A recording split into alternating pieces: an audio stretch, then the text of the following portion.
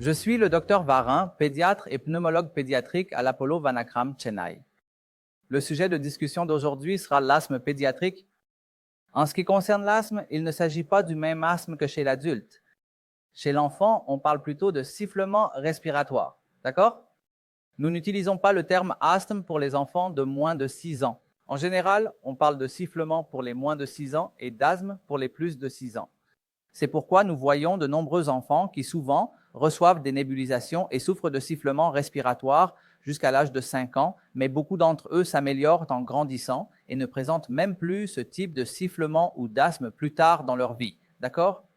Donc, les enfants qui développent des sifflements respiratoires au cours des 5 premières années de leur vie ne deviendront pas forcément asthmatiques plus tard à l'âge adulte. C'est le point le plus important. Alors, comment détecter l'asthme chez les enfants? Il n'y a que 2 ou 3 symptômes qui sont vraiment importants. D'accord? Observez le sommeil de votre enfant la nuit. S'il tousse beaucoup la nuit, surtout vers minuit et tôt le matin, entre 4h100 et 6h, une toux qui l'empêche de dormir. C'est le tout premier symptôme. Deuxième chose, une toux qui perturbe son jeu ou son activité physique. Un enfant va jouer ou il va courir, mais il continue de tousser et il n'arrive pas à voir.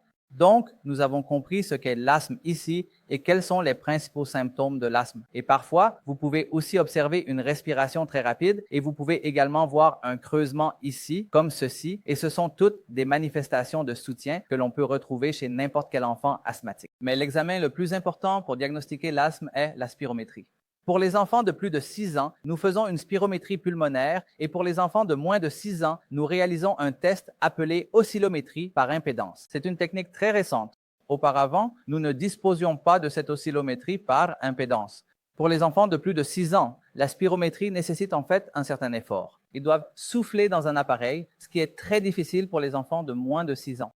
Alors que pour les enfants de moins de 6 ans, avec cette oscillométrie par impulsion, il leur suffit simplement de rester assis sans bouger pendant seulement 30 secondes à 1 minute. En ce qui concerne le traitement, comme je vous l'ai dit, il faut d'abord détecter s'il s'agit d'une respiration sifflante ou non et il faut éviter ces aliments froids dont je vous ai déjà parlé. Et pour le traitement, nous utiliserons des médicaments spécifiques ainsi que des nébulisations, etc., dont je vous ai déjà parlé en détail. Merci.